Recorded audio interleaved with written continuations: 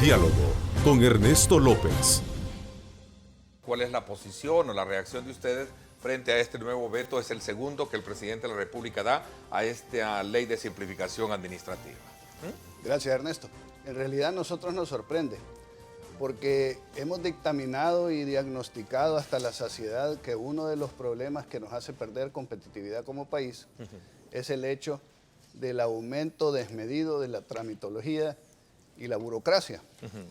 Y dentro de este esfuerzo de ver qué cosas se pueden hacer para mejorar y hacernos más eficientes y subir en esas calificaciones en las que constantemente vamos en retroceso, calificaciones de organismos internacionales, pues se llega a un acuerdo con los partidos de oposición de pasar una ley que permita ir eliminando estas trabas burocráticas.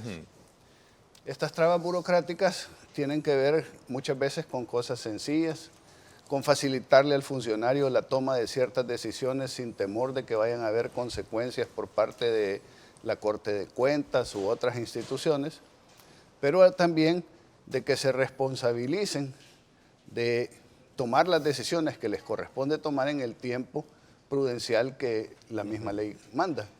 Entonces, después de que se hace un esfuerzo, que se pasa una ley que viene a resolver muchos de estos problemas y a mandar una señal positiva a la inversión, resulta que el presidente la veta. El silencio administrativo. Porque a veces hay muchos permisos que están durmiendo el sueño de los justos, muchas veces, y esto puede parecerles exageración, estamos hablando de años para que un funcionario responda y diga sí o no a un permiso.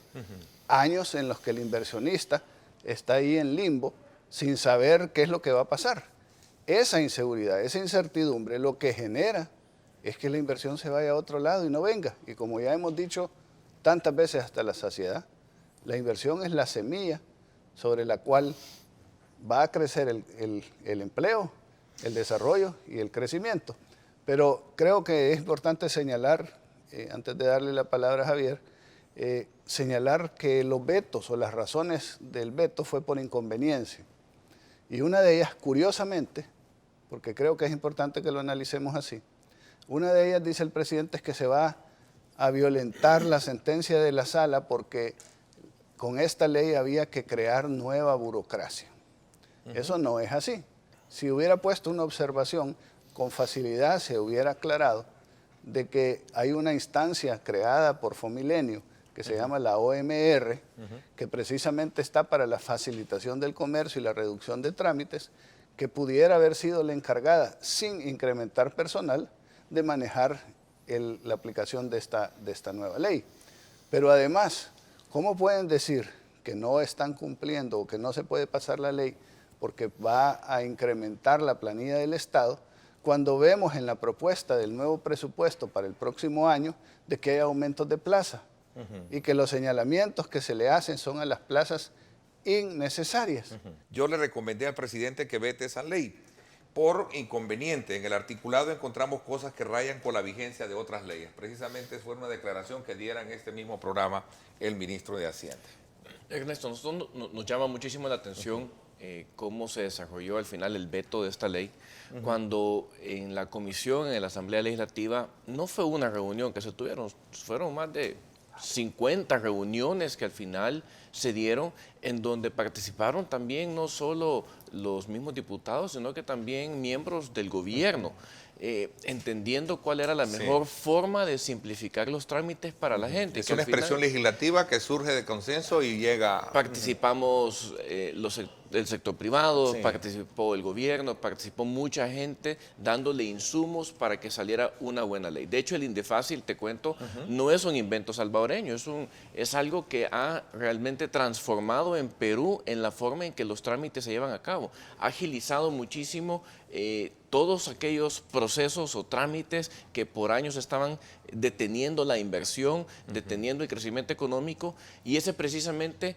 lo que se buscaba aquí. Era algo que viniera a regresarle parte de la competitividad a las empresas, y eso es lo que lastimosamente es el mensaje de cero voluntad, el que hemos escuchado de parte del Ejecutivo. De hecho, se veían nuevos aires de consenso en la Asamblea Legislativa después de haber aprobado una reforma de pensiones en consenso y donde creíamos que también esto iba a tener algún respiro o algún respaldo. Algún más aliciente, seguramente de garantía que podía aprobarse. Pero también, no se vio así. tenía. Yo quiero ponerte en contexto algo, y es que hace algunos meses, hace algunas semanas conocimos el índice de competitividad global. No es un invento de El Salvador, en efecto es un índice que mide a 137 países alrededor del mundo, donde El Salvador pasó del puesto 105 al 109. O sea, es una realidad que el país está retrocediendo en competitividad. Es una realidad que el país necesita apostarle a aquellos temas que le van a regresar alguna especie de productividad a las empresas para paliar la ya deprimida situación económica en la que estamos viviendo en El Salvador. Entonces, esta era una ley que realmente venía a hacer eso. Yo creo que el mensaje que se manda, como Luis lo decía, es que definitivamente el Ejecutivo está diciéndole no al crecimiento económico, no a la nueva generación de empleo, no a la inversión en El Salvador. Sobre todo, yo quiero decir esto, y es que le está diciendo sí a la discrecionalidad de los funcionarios en las distintas oficinas de gobierno. En este nivel de competitividad que nos muestra el Foro Económico, el tema de la violencia sigue siendo uno de los principales factores que detienen el nivel de competitividad en Centroamérica y particularmente en El Salvador. ¿Cuál es la lectura que ustedes le dan a este efecto de política pública que ha llevado a cabo, desde luego, el gobierno salvadoreño, y cuál es la lectura y de conclusión que ustedes tienen con respecto a este tema en particular, presidente de la NEP? Obviamente el problema de la violencia, de la delincuencia, de la criminalidad es un problema serio que se ha vuelto endémico, que nosotros empezamos primero por lamentarlo por el sufrimiento humano y la pérdida de vidas, que creo que es algo a lo que no se le puede poner ningún tipo de valor económico. Pero si pasamos a la parte económica, ya el Banco Mundial y otras instituciones han medido cuál es el costo que tiene la violencia y la delincuencia para el país y señalan que va por alrededor del 11% del PIB. Para ponerlo en números que podamos entender, esto significa que es cerca de 2.1 billones de dólares. O sea que si el presupuesto general de la nación es de 5 billones de dólares, cerca del 40% tenemos un costo, una carga adicional por la violencia y la delincuencia. O sea, sumado al costo humano, tenemos este costo económico. Todas las encuestas que se hicieron hace algunas semanas decían que entre el 56 y el 64%, que el problema principal es la seguridad. De hecho, la semana pasada tuvimos la oportunidad de ir a reunirnos con los socios en las distintas oficinas de la Cámara en Oriente, y el tema principal siempre era y fue la extorsión, la delincuencia, los homicidios, y que esto es lo que al final está poniéndole un freno. Es el grillete más grande que tiene este país para no crecer. Pero te hago nuevamente la pregunta que le hacía a Luis Cardenal. Es decir, el empresario, el comerciante, el que paga una extorsión, ¿no se vuelve cómplice también del problema que queremos resolver? Yo creo que el empresario, el comerciante, el ciudadano que sale a trabajar, lo hace con todo el riesgo del mundo y lo hace muchas veces para que no lo maten. Claro. Mejor exijámosle al gobierno que porque ellos no están haciendo algo para que la gente salga a trabajar tranquila. Entiendo que, entiendo que es una respuesta lógica a la que yo estaba buscando, obviamente, ¿no? Si no pagas,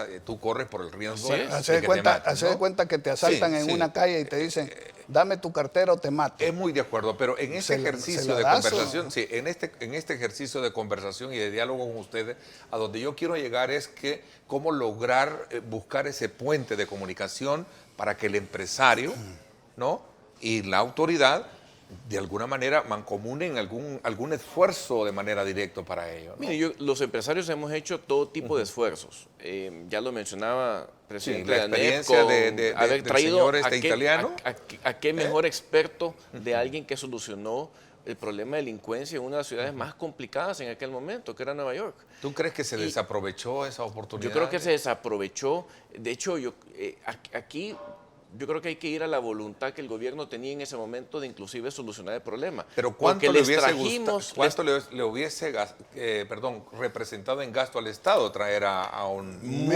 Menos de lo que le está costando ahorita atender el problema? Interesante. Muy poco, Ernesto, porque precisamente las cosas que propuso él, las primeras no requerían de mayor gasto más que voluntad política para hacer los cambios, reenfocar recursos, depuraciones, seguridad electrónica, equipos especiales para analizar realmente lo que estaba pasando. Entonces, el ADN. Yo creo que aquí lo que ha habido es una falta de voluntad. Y si no, veámoslo en lo que estamos viendo recientemente. Presentaron un presupuesto en donde supuestamente el problema más grande de este país es seguridad y le recortan 17.5 millones de dólares. ¿Es esa la intención entonces, solucionar el problema? La contribución Pero especial. solo por aclaración, me decía el ministro, no es que es un recorte, se termina, dice, la asignación de un préstamo el próximo año que se le había asignado a seguridad. Dicen casi todo, esa fue la argumentación. Si me permite, Javier, porque se nos está quedando una cosa importante de un esfuerzo que hicimos en la Cámara y del cual Javier fue parte. Nosotros abrimos una oficina para denuncias y íbamos a tener un policía que iba a recibir las denuncias de las personas y nosotros los íbamos a acompañar. Iba a hacer denuncias anónimas para darle curso a investigaciones con información fidedigna de las víctimas. ¿Y qué pasó con esa figura que me parece que era...? La policía lo desmanteló. El gobierno del presidente Funes dijo de que los empresarios no podíamos tener policías privadas. Me parece.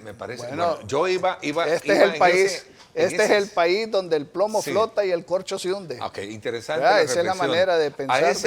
A ese punto elevado de discusión quería llegar con ustedes. Es decir, bueno, si la población, si el empresario no confía en la autoridad, pues creamos una unidad, ¿no? Donde el sector privado abre las puertas para que la gente confíe en el sector privado y ayudado con la policía se pudiese atacar ese fenómeno. Contarles de la experiencia de San Miguel. La Cámara lo ha hecho y yo quiero recordarles a todos, y es que desde hace más de 7 años la Cámara propuso más de 100 medidas diferentes que el gobierno podía adoptar para solucionar los problemas. Muy pocas de estas fueron tomadas en cuenta. Algunas de esas eran precisamente el hecho de limitar las comunicaciones alrededor de los penales, reenfocar ciertos recursos, crear equipos especializados de investigación, de laboratorios, etcétera.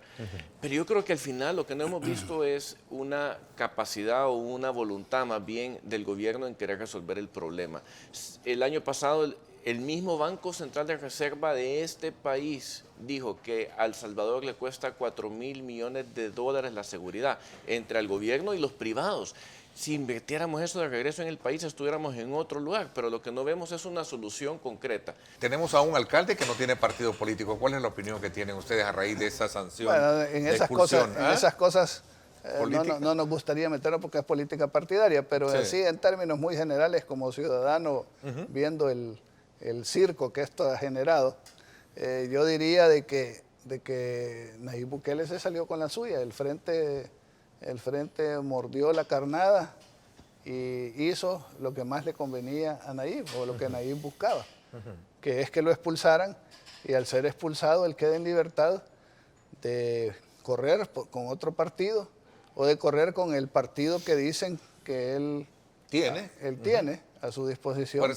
Fuerza patriótica, no recuerdo cómo se llama. Y entonces ya puede correr porque obviamente detrás de lo que él estaba es de su candidatura presidencial, y obviamente las señales que había dado el FMLN eran de que no lo iban a llevar de candidato porque no confían en él, porque no es un hueso duro, digamos, pura sangre del FMLN, y no quieren que le suceda algo como la experiencia que han tenido o tuvieron que vivir con Mauricio Funes. Entonces, bueno, creo que Nayib los provocó, ellos mordieron el anzuelo. Al expulsarlo lo dejan en libertad de que él pueda seguir su propio camino. Existe la posibilidad que se vuelvan a juntar en el futuro si esto se vuelve necesario a través de algún tipo de coalición.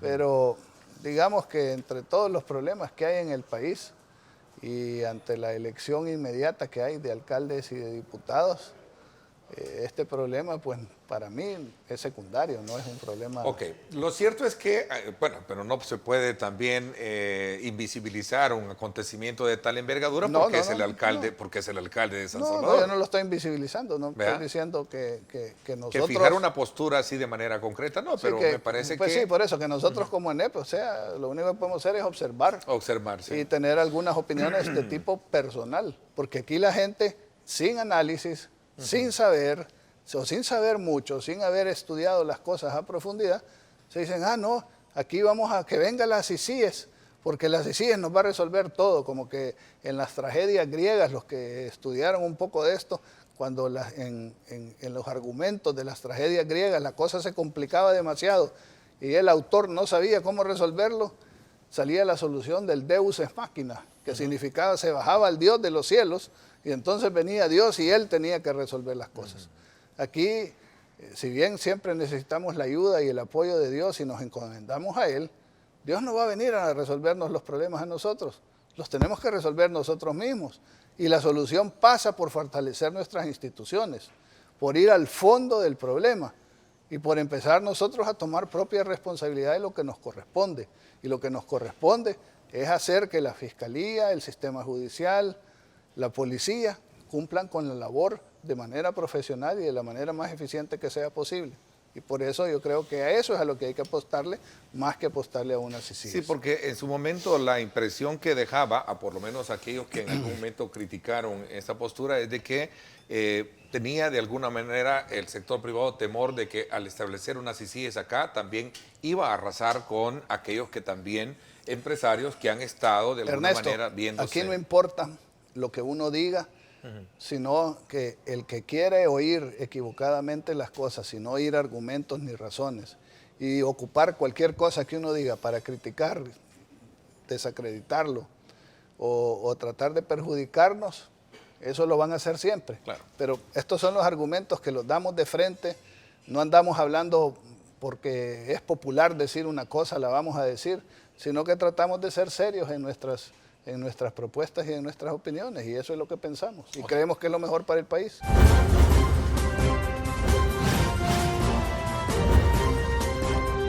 Diálogo con Ernesto López.